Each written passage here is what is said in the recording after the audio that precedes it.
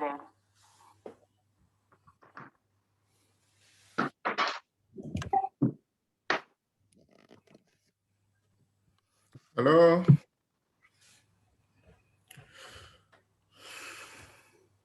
Hello.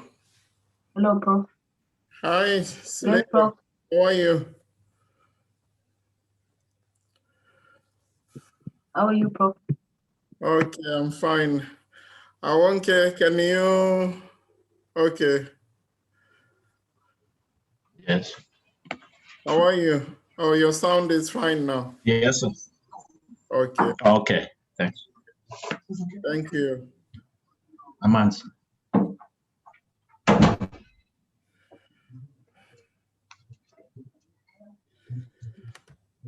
So we are going to start this lecture on research methodology.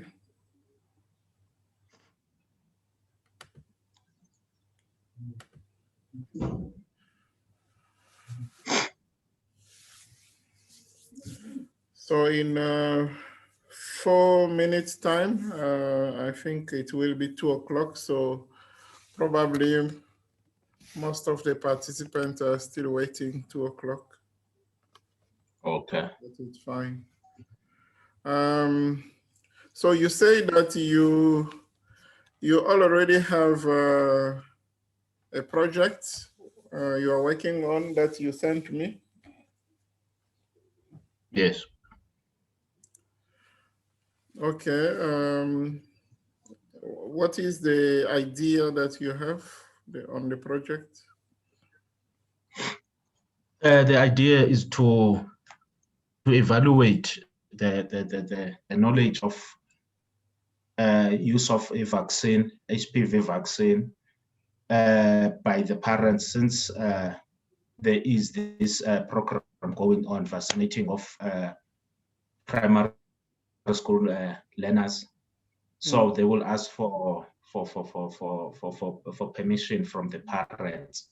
Yes. Now, I wish to know if the parents, that their knowledge and understanding, but it's still a topic I haven't yet started yet. About HPV. About HPV, it's questionnaire based. Oh. Okay.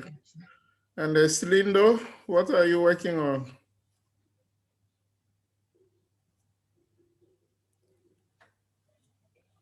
I'm working with Prof. Aside that. Can you hear me, Prof? Yes, I can hear you. Okay, my topic is molecular characterization of uncommon genes responsible for CRE in Mutata. Or you are looking at resistant genes that are associated with carbapenems resistant Enterobacteriaceae. Yes, yes. Okay. Welcome, Bali.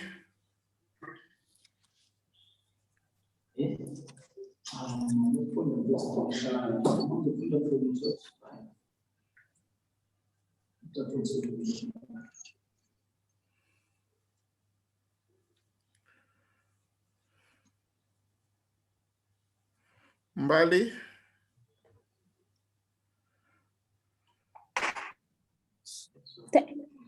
Hello, Prof. Yes, how are you? I'm fine, thanks. And how are you? Okay. Do you already have a project? A project? A research project? No, Prof. Not yet. Okay. Yeah. Is it that Marcy? Yes, Prof. How are you? Good, thanks, Prof. And yourself? Okay. Do you have a research project already? No, we don't have a research project yet. Oh, okay. Okay.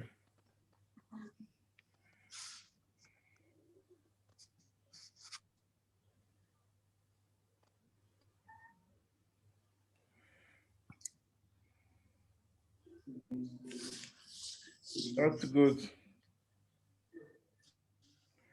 So we will see then.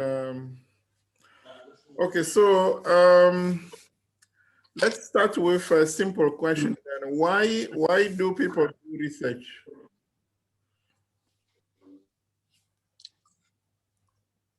Come again? Why do people decide to do research?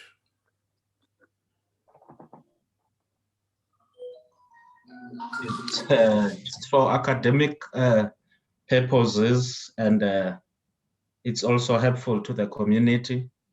Your findings may also help those depending on the field that you are working on. Yeah. But it's both educational.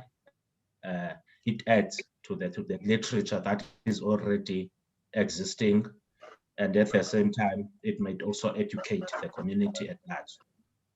Okay, so you are talking about different things there. So a project that can benefit others, like the community, maybe in terms of educating them. Yes. So it means that you want to resolve a specific problem in the community. If you're not talking, can you mute? Only unmute when you want to speak.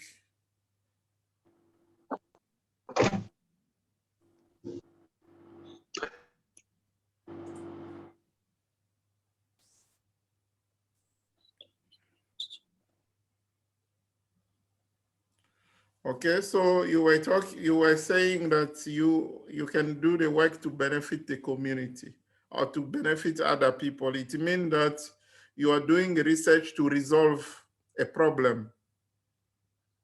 Okay, and you also said to add up in the existing literature. It means that you are doing research to generate knowledge, to generate kind of knowledge. It can be new and brand new knowledge, or it can be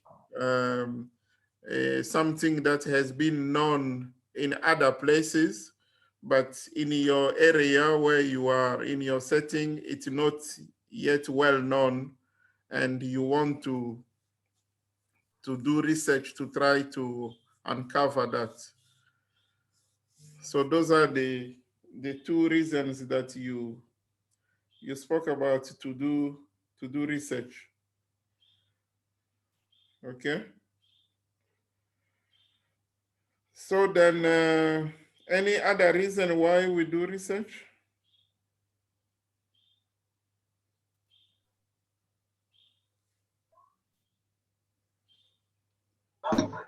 Good afternoon, Doc, Prof.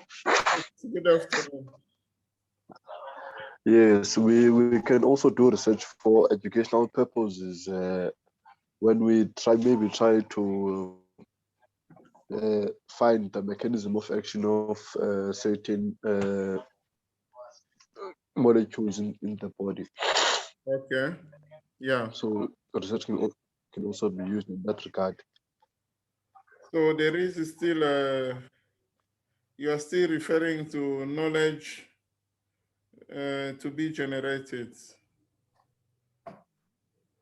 So like new knowledge that can be generated. Okay.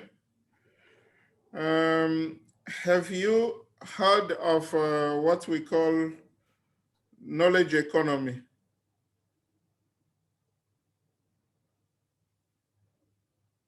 Knowledge what? Knowledge economy. Knowledge economy. No, it's the first time.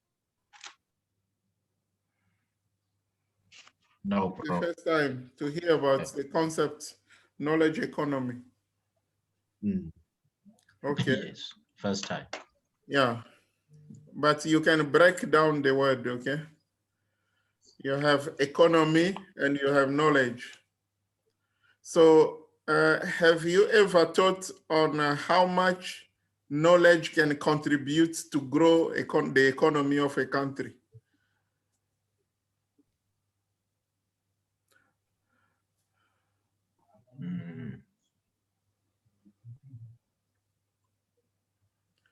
The knowledge that we create through research, what is it that it's going to serve?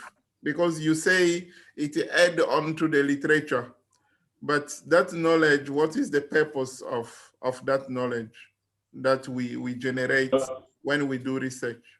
Yes. Hello. It's Bulelo. The other reason that I know for conducting research is to also influence in the policy development. Okay, yeah. Thank you, Bulelo. Welcome. So it's also about improving policy or changing policy. That's good. Yeah, then we were talking about that knowledge that we generate there, that add up in the literature. What is it? What is the value of that?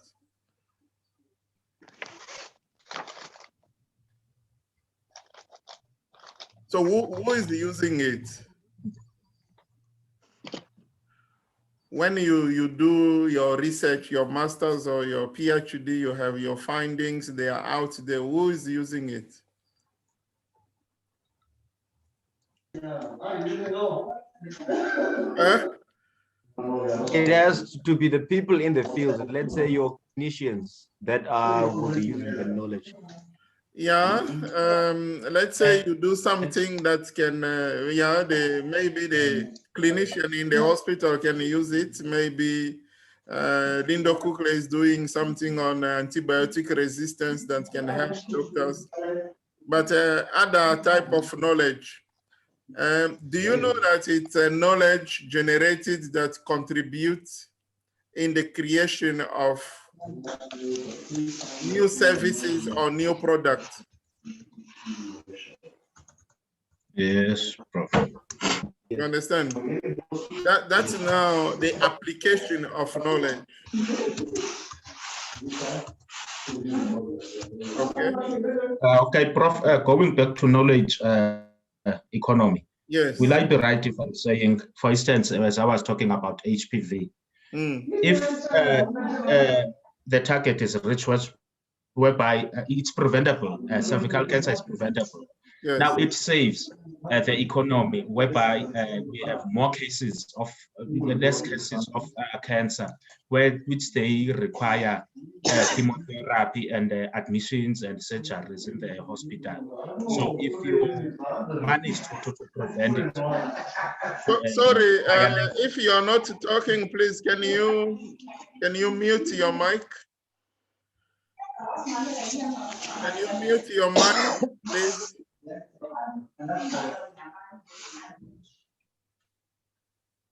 So I was saying, so the number of patients reporting to hospitals for the actual treatment will be reduced drastically, yes, whereby it will save the economy. Yeah, so and, it will save, so the expenses that can be allocated, you know, in terms of budget, some of the money that could have been used to treat those patients can be saved. Yes. So then it assists to strengthen the economy by reducing the expenses. Yes. So knowledge can be used to generate new products or new services that can then contribute in boosting the economy. I think you heard like the Minister of Higher Education who want the country to increase the number of people with PhD, you know? So why would them want to spend a lot of money to have people achieve their PhDs? It's because, you know, when you do that high level research, you generate new knowledge, and that knowledge will then contribute, you know, it's supposed to be taken up by the industry. So normally there is a tripartite. So we have the government who is funding research, or any other funding agent, like the NRF receive also some money from the government to give you. So it's the government that is funding your research. Then you as a researcher, you then, that's university. The role of university is then to generate knowledge. Then the industry must then use that knowledge to build new products or new services. Do you understand? So that's just how powerful the knowledge that is generated. That's why the research should be done to resolve specific issues. We should stop doing research just for the sake of doing, maybe because we want to publish or we want to improve our CV, we just do research. We need to do research that can be relevant. Do you understand? So research needs to be relevant. It needs to contribute in the country's economy because it's playing a major role. You understand? Yes. Now, the other question is, why do people decide, you know, let's say, okay, now you can be a student, maybe the research you are doing can be imposed on you by your supervisor. But sometimes when you become established yourself, you want to do a specific research. Maybe some people want to do qualitative research. Others want to do quantitative research. Do you understand the difference between the two, qualitative and quantitative?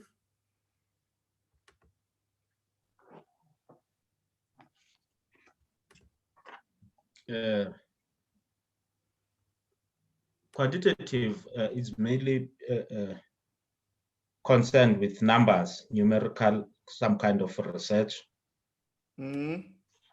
And quantitative, I think it's more verbal, where you do interviews. I'm taking a guess here. I forgot.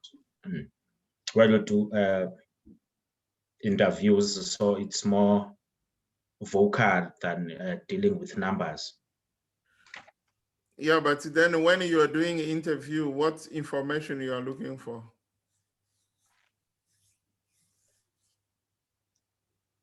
Hello. Yes, Bully. As far as I remember, Doc, the quantitative is more on the statistics. It's whereby it looks into things like, it's whereby you're using the questionnaire where the questions will be yes, no, 5, 4, and so forth. While the qualitative one mainly focuses on things like the attitudes, the knowledge people that they have and so forth. While the quantitative is just a matter of, say, how many people are in this family for. So you're quantifying. Yes. While the qualitative looks mainly into the attitudes, whereby people have a chance to voice out. And then even now, the analysis is not the same, because if I remember, with quantitative mainly, you apply SPSS, like, while on the qualitative, you look into things like thematic and so forth, and I forgot the other ones. Thanks. Yeah. Hi, Doc. Yes. Another thing about the quantitative, most of the time, or maybe let me say all the time,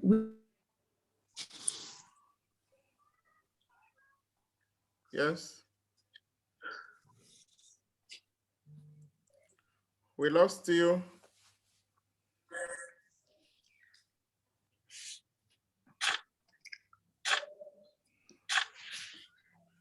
Okay, I think we...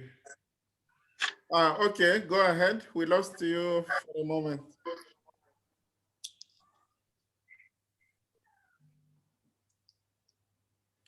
You were saying quantitative?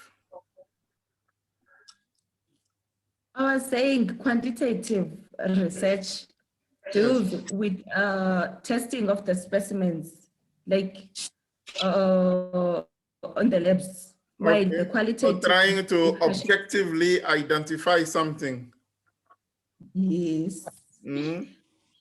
Okay, Prof? qualitative. Like our example of testing specimens on the lab, quantitative, and then the Yes. qualitative is question.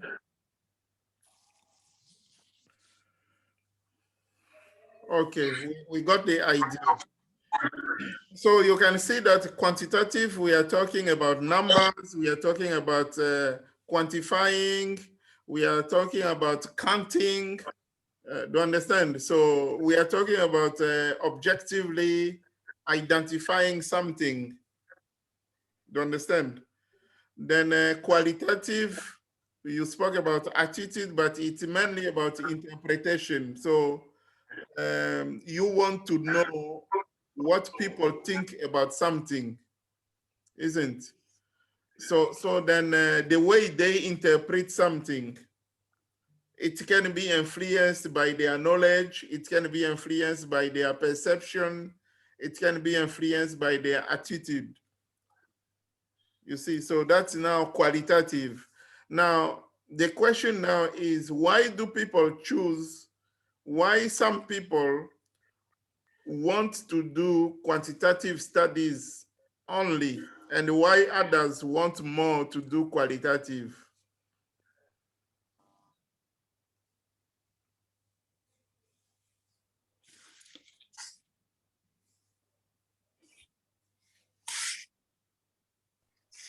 Why, Prof? Yes. One thing.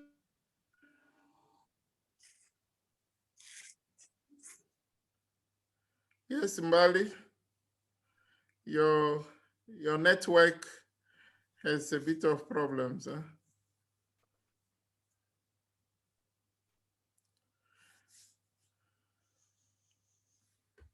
Okay, anyone else? Yes, Yo-Yo? Can you hear me now? Yes, yes. Okay. I was saying qualitative research, it's quick to finish your study when it's a qualitative study. Number two, they don't need any money. So Print it's less papers anyway. expensive. Yes. So you think that those people who mainly focus on qualitative studies because they want to do it quick, and maybe it's less expensive. Not. So like you, let me ask you, what type of research you like? You like more between quantitative and qualitative? Let's get everyone to say what type of research you like more. Do you want to deal with numbers? Do you like to quantify, or do you want people to give you meaning about things? You want to know the way they interpret things. What do you like?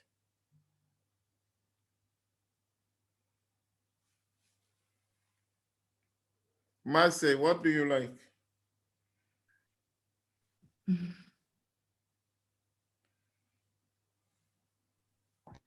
I think I would prefer maybe qualitative. I think it's more specific, and then I think it's more focused on qualitative. It would be really broad concerning the numbers, you know. Okay, you will prefer qualitative. Yes. And Bully, what do you prefer?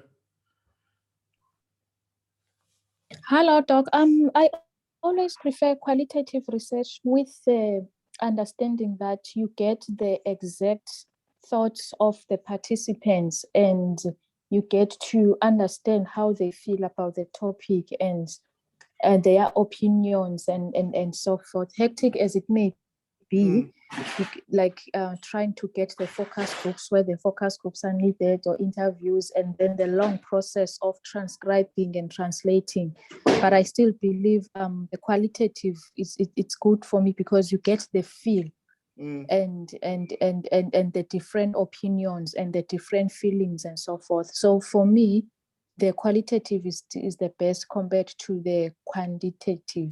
For me, it's like I would think quantitative is a bit limiting, and you do not get in touch with people's opinions and feelings, and yeah. Okay. Casey, I see. Is it Casey? I see your hand up. Mukund.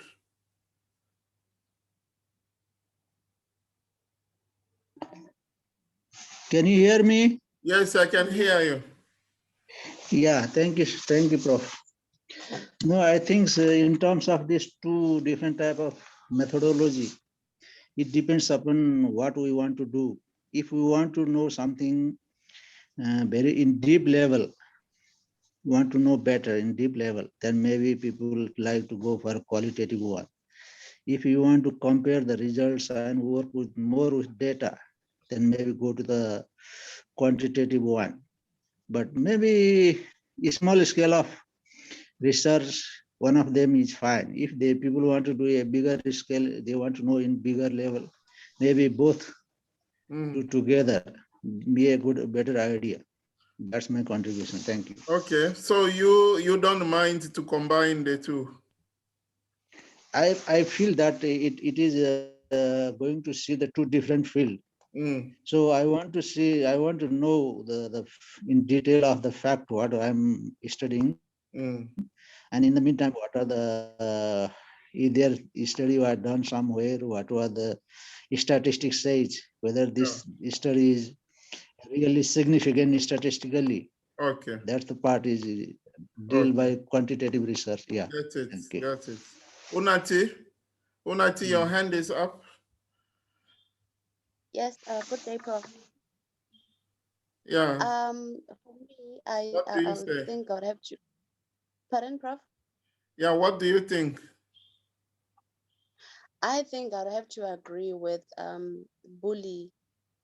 Qualitative research, I think it's more ideally because it does not restrict you as a researcher. It helps you to actually understand the concepts, the ideas, what other people are thinking. But at the same time, I'd also think that it has that room of being biased because, for instance, let's say you as a researcher, you believe in a certain opinion, and all the ones that maybe like when you're conducting your research are in an agreement with what you think as a researcher. I think it's more ideal, but at the same time, it opens room for biasness. Whereas the quantitative research, you just deal with numbers. It's just a systematical a measurement that is just created before data collection. And at the same time, if you have already set out your hypothesis as a researcher, you just follow it through until your research is finished. So I think it's shorter, but personally, I would prefer qualitative because it allows you to also know what other people are thinking, their opinions. Okay. So you see now, all the speculation we are doing now, it's what we call philosophy. You understand? So now you can see that you have some philosophy, some assumptions about what we call knowledge. So that's why we are going to discuss the philosophy, research, what we call research philosophy. Then it's our philosophy that drive the type of method that we often choose, you know. So then you will find the people who are extremists, they only believe in one method. They think the other one, it cannot give you good answers. And there are those who believe that you can combine. They find comfortable with that. So it's all to do with the philosophy. Now, for you to understand this, have you seen a research onion before?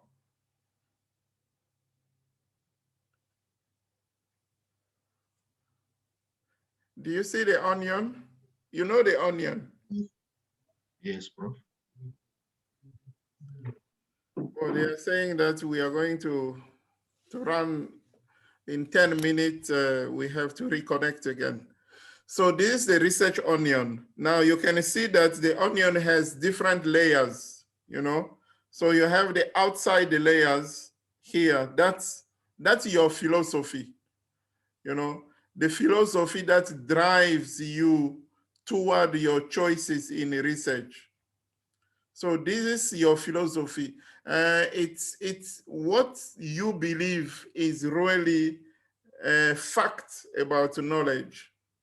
You know, there are people who believe interpretation, giving meaning, are real facts, and those who believe numbers are real facts. You understand? So this is so that's what we call epistemology. Epistemology is the science that look about knowledge, after knowledge, what knowledge represents the real facts or the true the true knowledge that you can measure, you know. So then you have among you, there are people who are here, the positivism, and the realism, the interpretativism, and the pragmatism. So it's all about your philosophy. Then that philosophy will then drive the type of research, whether you can go quantitative or qualitative. Then it goes through to the research design you can choose and the data collection method. So everything starts from your philosophy. Everything starts from your philosophy. So that's what we call a research philosophy. Now, research philosophy is the belief. Now you can see people are saying, I believe this is better. I believe qualitative is better. So a research philosophy is a belief about the ways in which data can be measured or true knowledge can be measured. So your philosophy contains a number of critical assumptions about the way the researcher views the world. Okay, so these assumptions are then the basis for the researcher's chosen method. So someone to decide he only believe about quantitative method or qualitative method, it's all driven by his philosophy. Then Casey was saying he believes in combining, you know, so he is not that strict to say that knowledge can only be about numbers or knowledge can only be about interpretation. So usually people who do math and science and, you know, natural science and so on, they believe more in quantitative research, in measuring in numbers. Then they tend to undermine people who do social sciences or psychology, or, you know, because those people, they see the type of study they do, it's not a high level study, or they see the type of method they use, it's not a high level. And it's the same, people who are doing education, social sciences, and so on, they also tend to see what people do in science as a low-level research as compared to what they do. So everything is being driven by their philosophy, the belief of what represents an acceptable knowledge. And that's what we call epistemology. So epistemology is concerned about what constitutes acceptable knowledge. Okay, so we have two types of research philosophy. We have epistemology that look after acceptable knowledge, and we have ontology. Ontology is also another type of philosophy that is mainly worried about facts. You know, they only worry about one thing, is the fact. Give me the fact. If you have the fact, then that is true knowledge. Do you understand? Now, we also need to see the difference between knowledge that is generated. So if you are doing a PhD and someone who is doing a master's and the honors, they generate different levels of knowledge, and the level of fact can be different, you know? and the level of acceptable knowledge can be different. You know, that's why people who are doing PhD, for example, we say that they have to generate new knowledge. So new knowledge means maybe that knowledge never been known before, or maybe in our setting, you know, that knowledge is not well understood. So that's about the philosophy. Now, if you look at in epistemology, that is about what represents acceptable knowledge. People who do positivism, so for them, the only factual knowledge is it's knowledge that need to be obtained through measurement. So those are people who only believe in quantitative studies. Those are positivist, so this is what we call positivist epistemology. So it means that these people only believe in something objective, something they can quantify. They don't believe in all those questioning people, finding their attitude. They think all that is nonsense, okay? And you have another epistemology is interpretivism. Now, interpretivism, all these people believe is the interpretation. So they don't worry about quantifying. They don't worry about quantitative study. They worry about qualitative. For them, the true knowledge is generated through qualitative study. They say, ask someone, you want to understand more. Why do people think the way they think? Why people act the way they act? Why people do things in a certain way? You know, it gives you more meaningful information. That's what they worry about. Then you have the third group is what we call realism. Realism, here researcher accepts either one or another. You know, so a researcher can say, okay, quantitative method is good, qualitative method is also good. So he can accept any of the two methods. But then you have the pragmatism. The pragmatism is someone who sees the world as a continuum, you know, so it can range, you know, from quantitative to qualitative, you know, so those are the people who believe in using a mixed method. So for them, acceptable knowledge is about combining the two methods. So I think from now, you can see where you are sitting. So if you are what type of a researcher, or you want to become what type of a researcher, whether you only want quantitative, or you only want qualitative, or you accept both, you tolerate both, or you can combine. You know, you can use mixed method. So ontology is, as a philosophy, is also the same thing. You know, we call objectivism. Objectivism is just a positivism epistemology. Or subjectivism is just a subjective epistemology. But it's just, we use more epistemology because it involves so many categories beside those two. You have also the realism and the pragmatism. So you will see that many other researchers want to use mixed method when they are doing their studies. So when we come back to the research onion, you will see that it's your philosophy that will determine what method you are going to use. So people who are more using a positivism epistemology, they tend to focus more on quantitative method. And the others tend to focus more on a qualitative. And the other people, they want to have a mix of both. Okay, so that then brings us to what we call a research method. You know, so we have to make a difference between methodology and the method. So when we speak about a method, method is a detailed plan. When we say what is the research method, the method is a detailed plan on how to achieve your study objectives.